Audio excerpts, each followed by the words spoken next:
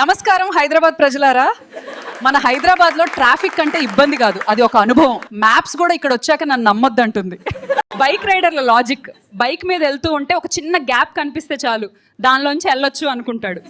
కానీ ఆ గ్యాప్లో ఆటో, స్కూటీ, సైకిల్, ఒక నడిచే అంకుల్ కూడా ఉంటారు. హైదరాబాద్ రోడ్లో గ్యాప్ అనేది భ్రమ మాత్రమే.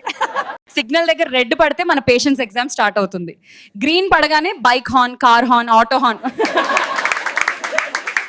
కార్ డ్రైవర్ల ఫీలింగ్, కార్లో ఏసీ వేసుకుని కూర్చుంటే ఫుల్ లగ్జరీ ఫీలింగ్. బయట చూస్తే బైక్ వాడు హెల్మెట్లో చెమటతో సముద్రం తయారు చేస్తుంటాడు. ట్రాఫిక్లో అందరికీ లగ్జరీ లేదు, కానీ బాధ మాత్రం అందరికీ సమానం. ఆ డ్రైవర్లకి రూల్స్ తెలుసు, కానీ పాటించరు. యూటర్న్ బోర్డు లేకపోయినా ఆటో డ్రైవర్కి అది సమస్య కాదు, ఎందుకంటే అది యూటర్న్ కాదు, యూ అడ్జస్ట్ అవ్వాలి టర్న్. రోడ్ మీద ఆర్టీసీ బస్ కనిపించిందంటే ఆ రోడ్ ఇక దాని రాజ్యం. బస్ డ్రైవర్ ఆలోచన నా సైజు పెద్దది, కానీ ట్రాఫిక్లో ఇరుకున్నప్పుడు పైనుంచి ఈ చాప్రీగాళ్ళు చేసే పనులు చూడలేక చేస్తున్నాం. మ్యాప్స్ మోసం. మ్యాప్స్ చెప్తుంది 10 నిమిషాల్లో చేరుకుంటారు అమ్మ, హైదరాబాద్ ట్రాఫిక్ చెప్తుంది ఇక్కడే సెటిల్ అవ్వచ్చు.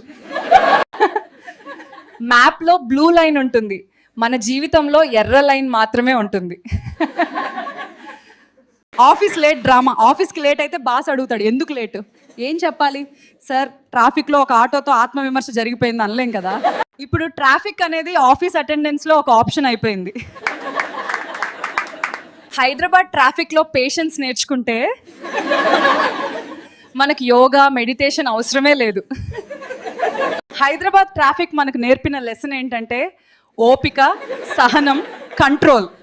అందుకే మనం ట్రాఫిక్లో ఇరుక్కున్నా నవ్వగలుగుతున్నాం, ఎందుకంటే మన సిటీ స్లో అయినా మన స్పిరిట్ ఫాస్ట్.